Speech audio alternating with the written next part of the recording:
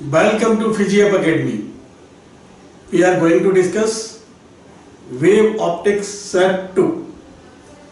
Question number 1 में कह रहे हैं when white light is incident normally on an oil film of thickness 10 to the power minus 4 centimeter and a refractive index 1.4, then the wavelength which will not be seen in the reflected system of light is.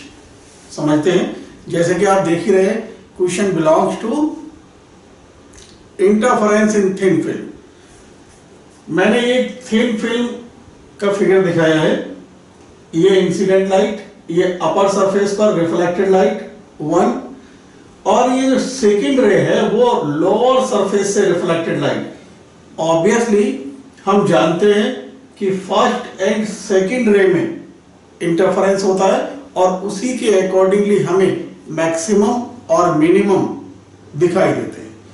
Question में बोला जा रहा है the wavelength which will not be scene, यानी reflected light में वो wavelength जो हमें दिखाई नहीं देंगे, वो कौन कौन से वेवलेंथ्स हैं वो हमें फाइंड आउट करने के लिए बोला जा रहा है। आप जानते हैं फर्स्ट एंड सेकेंड रे में जो पाथ डिफरेंस होता है वो ये PD 2 mu t cos r minus lambda by 2। हमसे जैसे न्यूमेरिकल में कहा जा रहा है wavelength which will not be seen, which will not be seen का मतलब यही तो हुआ, the wavelength which are absent, absent का मतलब क्या हुआ, मिसिंग, मिसिंग का मतलब क्या हुआ, आप कहेंगे मिनिमम इंटेंसिटी, वो करस्पॉन्डिंग वेवलेंथ हमें दिखाई नहीं दे रहे हैं, यानी उनके करस्पॉन्डिंग हमें इंटेंसिटी मिनिमम मिल रहा है। तो हम क्या करते हैं भाई, इसको मिनिमम इंटेंसिटी के लिए आप जानते हैं कंडीशन क्या होता है, path difference would be equal to 2n minus 1 lambda by 2 के इक्वल, यानी हम कहें फॉर मिनिमम इंटेंसिटी आप कहेंगे PD 2n minus 1 lambda by 2 के इक्वल, और n होता है 1 2 3 एंड सो ऑन। तो हम इसको इक्वल कर देते हैं 2 mu t cos r minus lambda by 2 is equal to, इसे हम लिख ले n lambda minus lambda by 2, lambda by 2 cancel, यानी हमें कंडीशन मिल गया 2 mu t cos r is equal to n lambda. हमसे बोला जा रहा है रिफ्रैक्टिव इंडेक्स हमें गिवन है 1.4 और जो थिकनेस है वो भी हमें गिवन दे रखा है 10 टू द पावर माइनस का 4 सेंटीमीटर। तो समझ लेते हैं आप, और ये कह रहे हैं इंसिडेंट नॉर्मली, यानी light nearly about normally incident हो रहा है, इसका मतलब R यानी एंगल ऑफ रिफ्रैक्शन 0 हो गया। तो हम यहां से निकालेंगे तो लैम्डा आ जाएगा आपके पास 2 mu t cos r upon n, R का वैल्यू 0, तो R का वैल्यू जब 0 हो गया तो cos 0 का वैल्यू 1, तो आपको मिलेगा 2 mu t upon n, 2 mu का वैल्यू 1.4 और t का value 10 to the power minus का 4 सेंटीमीटर यानी माइनस का 6 मीटर अपॉन n। तो लैम्डा हमें मिलता है, आप कहिए 2.8 into 10 to the power minus 6 upon n metre. n का वैल्यू 1 2 3 एंड सो ऑन हम लगा सकते हैं। तो हम जब n का वैल्यू 1 2 3 लगाएंगे, क्योंकि चारों ऑप्शन हमें एंगस्ट्रॉम में दे रखे, तो पहले हम इसको एंगस्ट्रॉम में चेंज कर लें। तो लैम्डा यानी ये 10 टू द पावर माइनस 10 होना चाहिए, यानी multiplied by 10 to the power minus का 4। तो ऑब्वियसली हम इसे ऐसे लिख सकते हैं 2.8 into 10 to the power 4 into 10 to the power minus 10 upon n metre, और लैम्डा आ जाएगा 2.8 into 10 to the power 4 upon n angstrom. हम और आगे इसे सॉल्व कर सकते हैं। जैसे लैम्डा आ जाएगा 2800 अपॉन n एंगस्ट्रॉम। आप जानते हैं n का वैल्यू 1 2 3 4 5 6 7 8 एंड सो ऑन, कुछ भी हो सकता है। आप ध्यान से देखिए, ध्यान से देखिए कि हमसे बोला जा रहा है व्हाइट लाइट इज यूज्ड, और व्हाइट लाइट का वेवलेंथ आप जानते हैं 4000 एंगस्ट्रॉम से लेके 7800 एंगस्ट्रॉम तक होता है। तो जो आप ध्यान से समझिए, अगर हम n का वैल्यू 4 यूज कर लें तो हमें 7000 एंगस्ट्रॉम मिल जाएगा, यानी पहला ऑप्शन करेक्ट। जब हम 5 यूज कर लें n का वैल्यू, तो आप देख रहे हैं हमें सेकेंड ऑप्शन यानी 5600 एंगस्ट्रॉम, और जब हम n का वैल्यू 7 यूज कर लें तो हम देख रहे हैं थर्ड ऑप्शन यानी 4000 एंगस्ट्रॉम।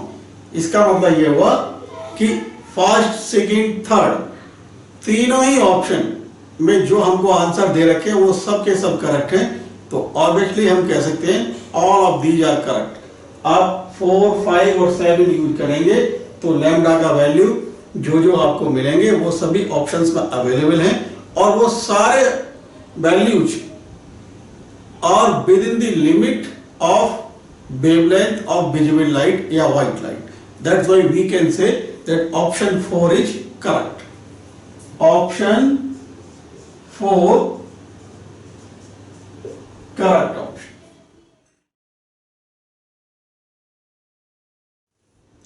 क्वेश्चन नंबर 2 बोलते हैं 2 slits are separated by distance of 1 mm, यानी हमें स्मॉल d दिया गया है, and are illuminated with red light of wavelength 6.5 into 10 to the power minus 7 metre. तो हमें स्मॉल d दे रखा है इन्होंने 2 mm और लैम्डा दे रखा है 5.6 into 10 to the power minus 7 metre. The interference fringes are observed on a screen plate 1 meter from the slits, यानी ये कैपिटल D दे रखा है इन्होंने 1 मीटर। आगे कह रहे हैं the distance between the third dark fringe and the fifth bright fringe on the same side of the central maxima। आप जानते हैं सेंट्रल मैक्सिमम ये तो एक ही साइड में यानी थर्ड डार्क फ्रिंज और फिफ्थ ब्राइट फ्रिंज के बीच का डिस्टेंस ऊंचा है।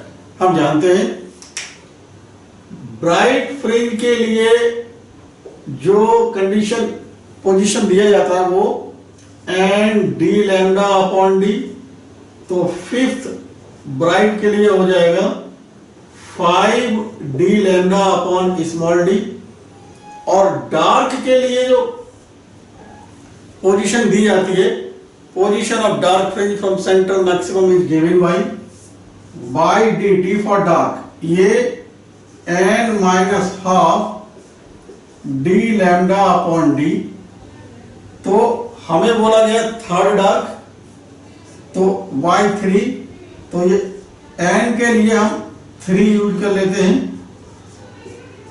और d lambda upon d आपको by 3 मिलेगा।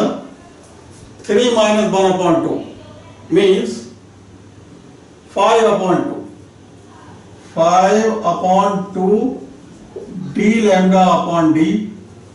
आपसे बोला जा रहा है थर्ड डार्क और फिफ्थ ब्राइट के बीच का डिस्टेंस, तो हमें निकालना है by is equal to by 5 minus by 3, यानी 5 d lambda upon D minus 5 upon 2 d lambda upon d. तो डी लैम्डा अपॉन डी और 5 कॉमन, 1 माइनस 1 अपॉन 2 यानी 1 अपॉन 2, तो y आ जाएगा 5 अपॉन 2।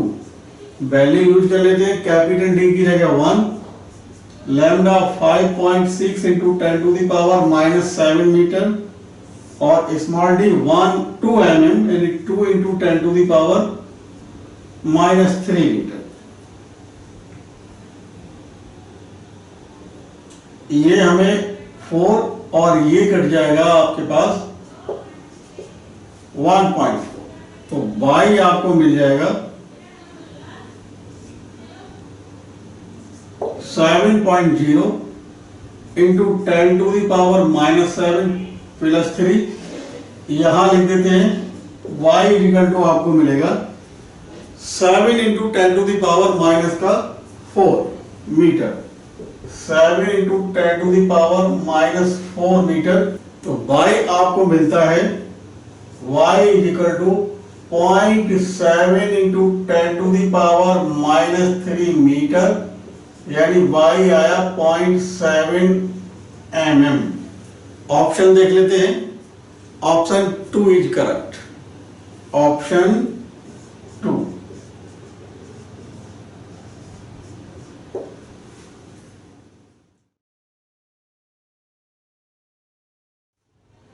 Question 3.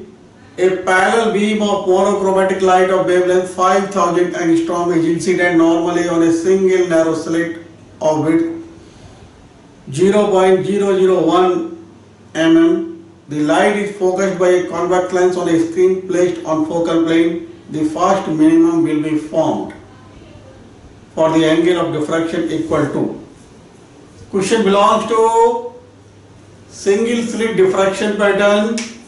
आप जानते हैं single slit diffraction pattern, light is incident normally lambda, this one is screen, central maximum और late यहां पर हमें पहला मिनिमम मिला, यानी कुछ इस तरीके से हमें कहा जाएगा कि सेंट्रल मैक्सिमम हमको कुछ ऐसे मिल रहा है। तो हमें निकालना है ये फर्स्ट मिनिमम, यानी दिस एंगल। केवल फॉर्मूला बेस्ड क्वेश्चन है, क्वेश्चन में बोला जा रहा है, सब कुछ हमें दिया रखा है। आप जानते हैं condition position of first minimum, position of angular position of minimum is given by a sin theta is equal to n lambda. हमें यहाँ पर a भी गिवन है, n भी गिवन है, लैम्डा भी गिवन है। साइन थीटा यानी थीटा हमें चाहिए n lambda upon a। First minimum के लिए n का वैल्यू 1 और लैम्डा आपको दे रखा है 5000 एंगस्ट्रॉम। 5000 एंगस्ट्रॉम यानी 5000 multiplied by 10 to the power -10 divided by a का वैल्यू दिया रखा है 0.001 mm, यानी 10 टू द पावर -3 मीटर। तो साइन थीटा हमको मिलता है 5 इंटू 10 टू द पावर -7 और नीचे 1 इंटू 10 टू द पावर -6। हमें ये मिलेगा 5/10 यानी 1/2। तो थीटा आपको मिलता है 30 डिग्री।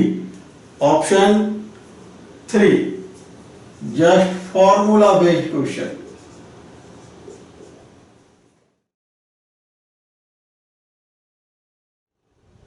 फोर्थ क्वेश्चन कहते हैं monochromatic light of wavelength 580 nanometre is incident on a slit of width 0.3 mm.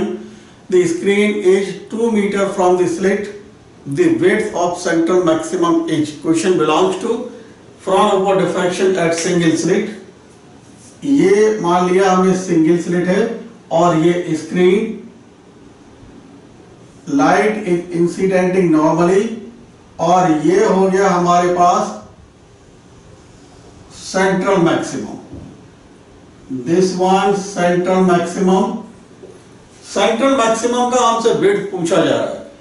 हम जानते हैं ये फर्स्ट मिनिमम और ये भी फर्स्ट मिनिमम।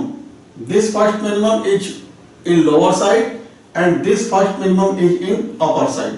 बाकी का हम कुछ और नहीं दिखा रहे हैं, तो हम कह सकते हैं कि central maximum is spreading from first minimum from lower side to first minimum to upper side.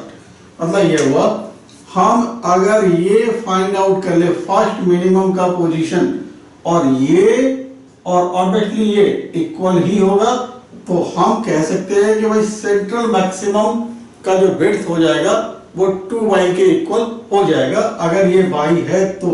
आप जानते हैं इसे हमने कैपिटल D मान लिया और स्लिट विड्थ स्मॉल a ले लिए।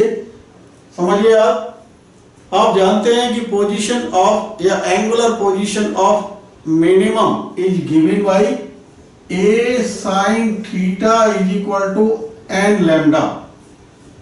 समझे, मैं यहां से साइन थीटा निकालूं फर्स्ट मिनिमम के लिए तो लैम्डा अपॉन a आ जाएगा, यानी n is equal to 1 for first minimum. क्योंकि angle is very very small तो मैं साइन थीटा की जगह केवल थीटा लिख सकता हूं, theta is equal to lambda upon a। अब मैं मान लो इस ट्रायंगल में जाऊं, कौन सा ट्रायंगल, ओ ए बी में, ओ ए बी, और वास्तव में अगर मैं कहूं ओ बी सी, दोनों एक ही ट्रायंगल है तो मैं कोई से भी ट्रायंगल से बाई और कैपिटल डी के टर्म्स में थीटा निकालता हूं। तो आप देख रहे हैं अगर मैं इस ट्रायंगल की हेल्प लूं तो मुझे मिलेगा tan theta is equal to by upon capital D. Again angle is very small तो in case of sine theta and tan theta we can put only theta. तो थीटा आएगा यहां से by upon D, equation 1 equation 2 दोनों को हम equal कर सकते हैं। तो by upon capital D is equal to lambda upon A, और बाई आ जाएगा डी लैम्डा अपॉन ए। मुझे चाहिए सेंट्रल मैक्सिमम का विड्थ और वो हमने देखे थे 2y के इक्वल, तो ये आ जाएगा विड्थ ऑफ सेंट्रल मैक्सिमम यानी 2y। तो WC यानी विड्थ ऑफ सेंट्रल मैक्सिमम आ गया 2d lambda upon small a। आपके पास सब कुछ है, कैपिटल D इन्होंने दिया है 2 मीटर और लैम्डा इन्होंने दिया है 580 नैनोमीटर और A दे रखा है 0.3 mm। तो ये 580 नैनोमीटर यानी 10 to the power -9, A 0.3 millimetre यानी 10 टू द पावर -3 से मल्टीप्लाई करेंगे तो आप देख रहे हैं आपको मिलता है WC 2 into 2 into 580 upon 3 into 10 to the power -9 और प्लस का 4। WC आपके पास आएगा, अगर हम इसको सॉल्व करते हैं 7.7 into 10 to the power -3 metre, 7.7 into 10 to the power -3 metre. Option देख लेते हैं, ऑप्शन 4 करेक्ट।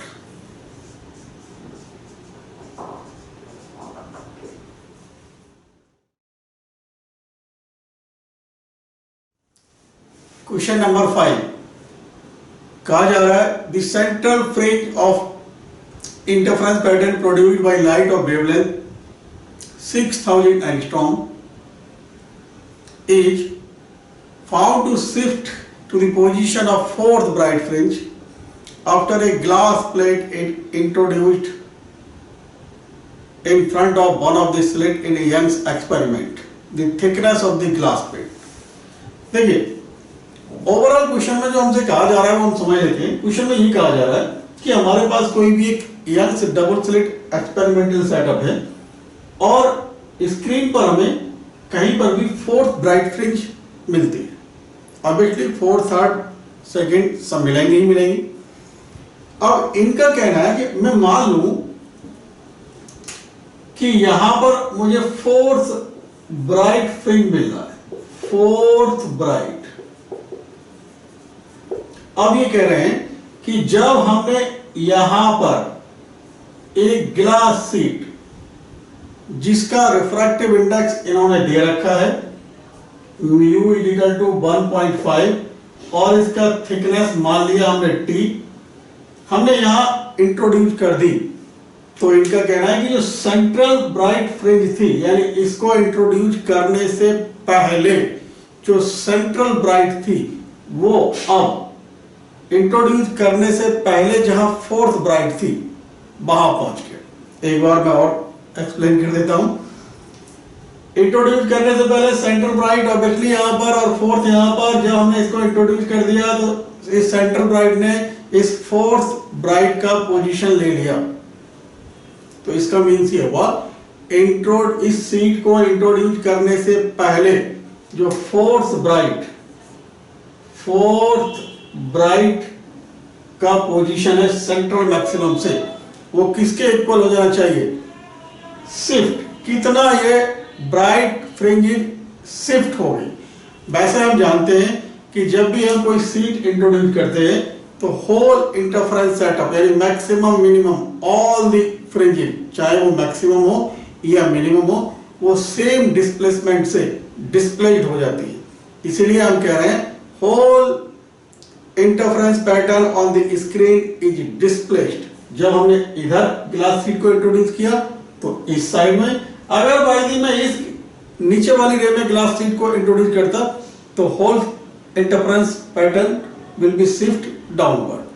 तो समझ रहे भाई, इसका मतलब ये हुआ जब अब जो सेंटर ब्राइट है वो यहां आ गई तो ये जो हमारा फोर्थ ब्राइट का पोजीशन है वो शिफ्ट के इक्वल हो जाना चाहिए।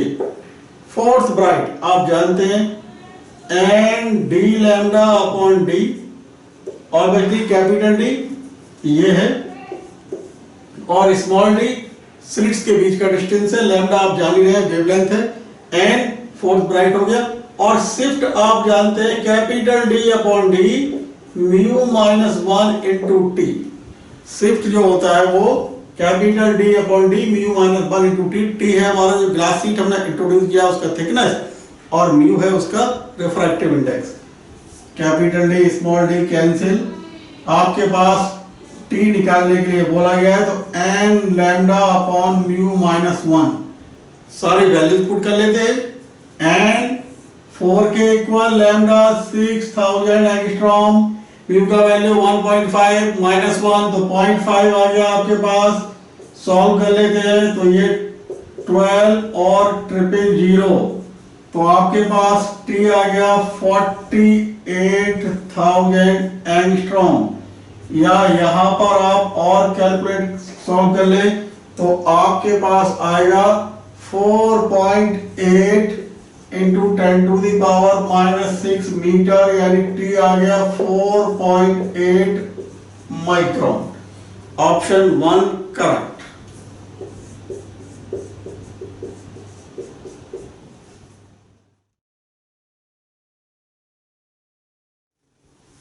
क्वेश्चन नंबर 6 कहते हैं width of slit in a single slit diffraction experiment such that 20 maxima of double slit interference pattern are obtained within central maximum of the diffraction pattern H. Slit separation for double slit experiment हमको दिया गया है 2 mm। वास्तव में question क्या है वो समझ लेते हैं। क्वेश्चन में कह रहा है कि जो हमारे पास सिंगल स्लिट डिफ्रैक्शन पैटर्न है उसका जो सेंट्रल मैक्सिमा है उस सेंट्रल मैक्सिमा के अंदर 20 interference fringes, double slit experiment की 20 इंटरफेरेंस फ्रिंजेस ऑब्टेन की जा सकती है। तो ऐसा अगर हो तो इनका कहना है कि उस स्लिट का विड्थ क्या होगा। तो बहुत सिंपल सा क्वेश्चन बन गया। बोला जा रहा है 20 मैक्सिमा का विड्थ हो जाएगा 20 मल्टीप्लाइड बाई बीटा, और जो डिफ्रैक्शन पैटर्न में सेंट्रल मैक्सिमम है उसका विड्थ आप जानते हैं 2d लैम्डा अपॉन ए।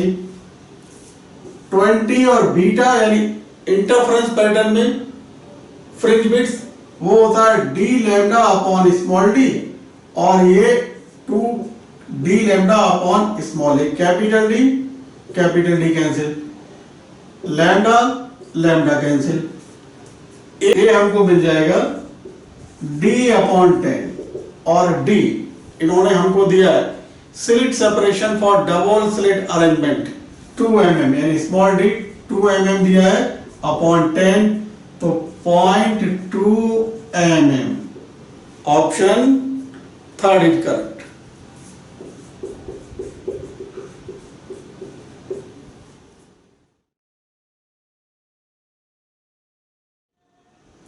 क्वेश्चन 7 कहा जा रहा है in Fraunhofer of a diffraction at angular position of first diffraction minimum phase difference in radian between wavelets from opposite edge of the slit. Fraunhofer over diffraction at single slit, A B slit है और ए इसका width है।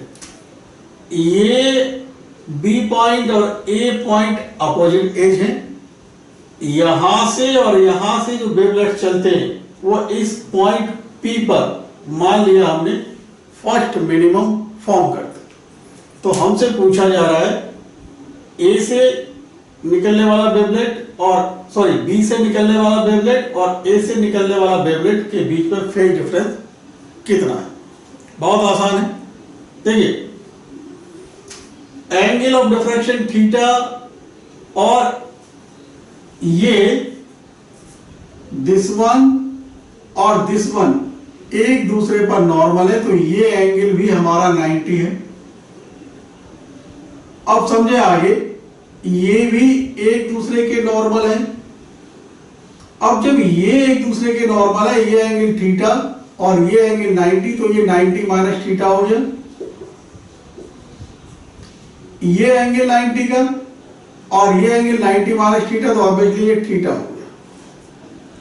और वास्तव में opposite as यानी ए और B से निकलने वाले वेवलेट्स के बीच में जो पाथ डिफरेंस होगा वो बी के इक्वल, क्योंकि ये ए के हमने परपेंडिकुलर ड्रॉप किया है किस पर, बोथ बी पी और ए पी दोनों पर। इसीलिए इसी कॉन्सेप्ट से हमने ये सीख लिया कि ये एंगल जो होगा ये वो थीटा हो गया और यहां से यानी ए के से आगे ये रे जो ए से निकलती है और बी से जो रे निकलती है वो पी तक पहुंचने में यानी यहां से आगे दोनों सेम पाथ कवर करती हैं।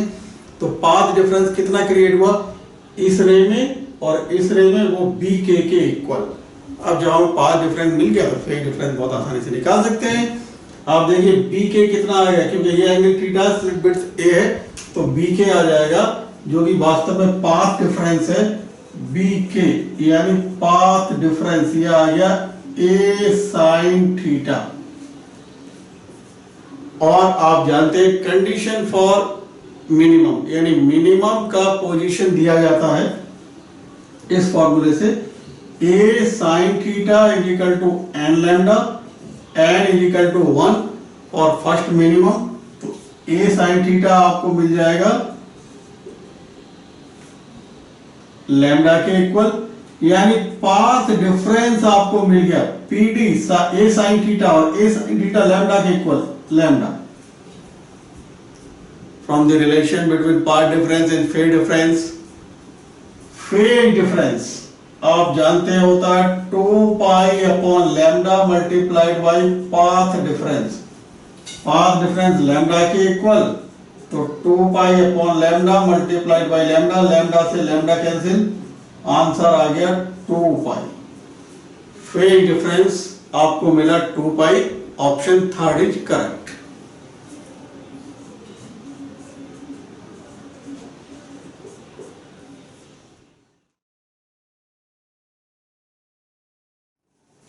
क्वेश्चन नंबर 8 कहते हैं Young's double slit experiment is first performed in air and then in medium other than air।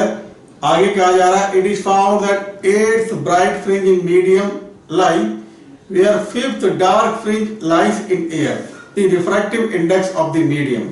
देखिए position of bright fringe is given by this one and d lambda upon small d, capital D, distance between screen and plane of the slits, lambda wavelength of light in air, small d slit separation।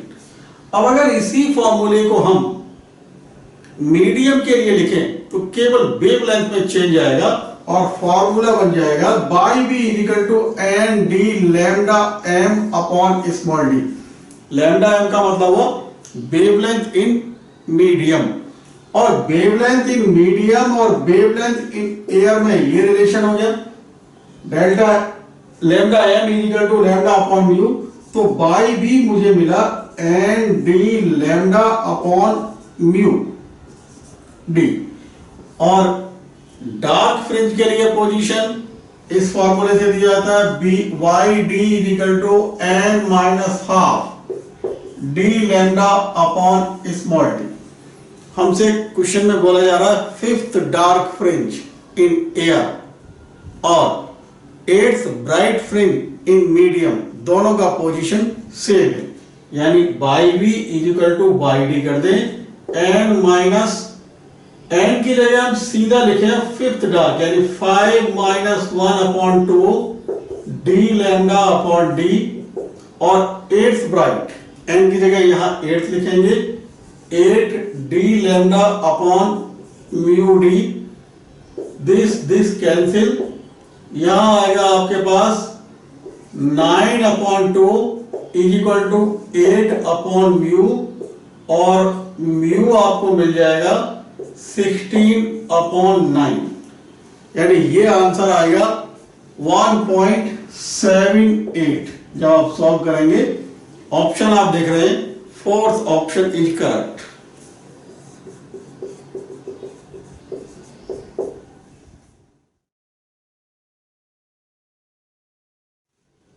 Question number 9 कहते हैं to पोलराइड्स P1 and P2 are placed with their axis perpendicular to each other।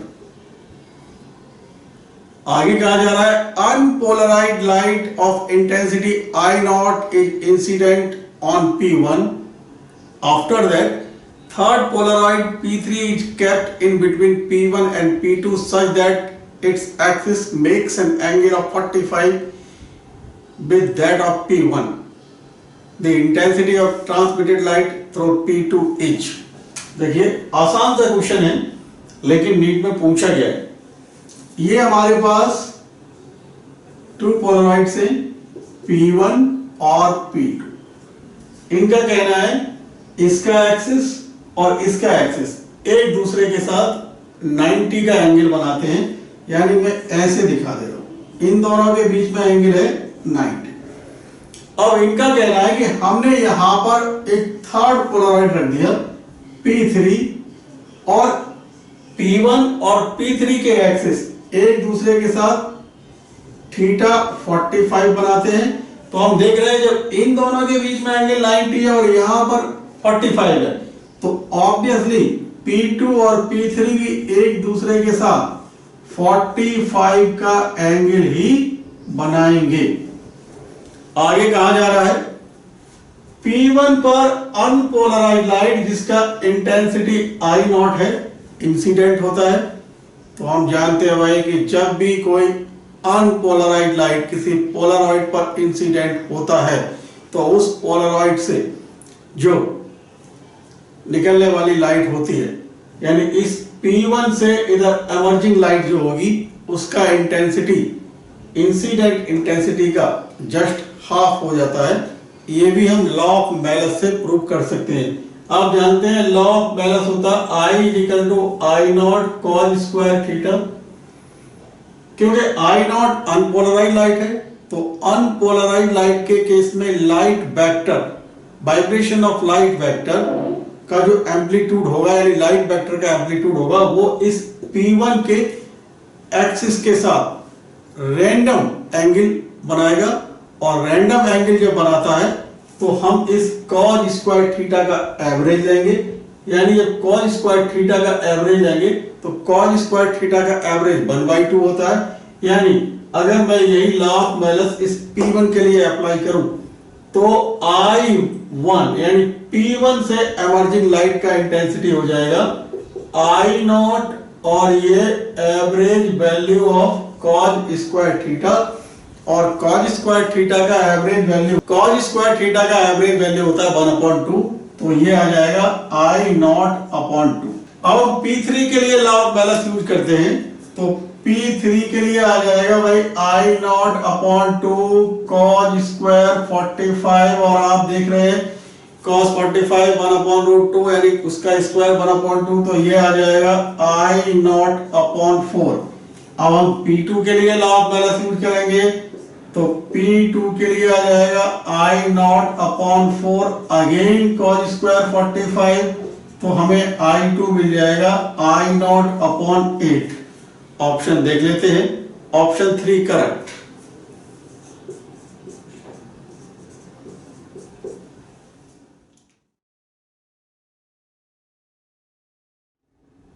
Question 10 कहा जा रहा है the interference pattern is obtained with two coherent light sources of intensity ratio n। In the interference pattern the ratio of I max minus I minimum divided by I max plus I minimum पूछा जा रहा है। देखिए हमको दिया गया है, पहले समझ लेते हैं। I1 अपॉन I2 n के इक्वल दिया है। अब हमसे पूछते हैं वो ये कि I maximum minus I minimum upon I maximum plus I minimum का वैल्यू क्या आएगा। सिंपल सा क्वेश्चन है, केवल फॉर्मूला बेस्ड। I मैक्सिमम आप जानते हैं होता है square root I1 plus square root I2 का स्क्वायर, और I मिनिमम होता है square root I1 minus square root I2 का स्क्वायर। एक बार हम इन दोनों को ऐड करेंगे, एक बार डिफरेंस लेंगे। तो पहले हम डिफरेंस ले लें, I max minus I minimum, यानी इसका स्क्वायर माइनस इसका स्क्वायर।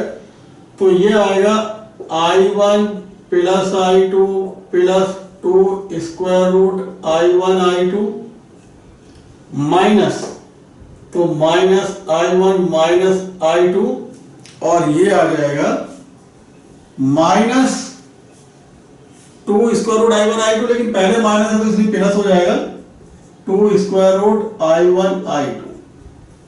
I1 I2 कैंसिल, और आपको मिलता है I maximum minus I minimum is equal to 4 square root I1 I2। आगे हमसे कहते हैं I max plus I minimum निकालते हैं, तो हमें मिलेगा भाई I1 plus I2 plus 2 square root I1 I2। अब प्लस है तो I1 प्लस I2 और माइनस का 2 स्क्वायर रूट I1 I2, ये और ये कैंसिल, यानी I maximum plus I minimum आएगा आपके पास 2, ये I1 और I1 2I1 प्लस 2I2, तो 2 कॉमन, I1 प्लस I2। पूछा जा रहा है हमसे I maximum minus I minimum upon I maximum plus I minimum is equal to क्या होगा।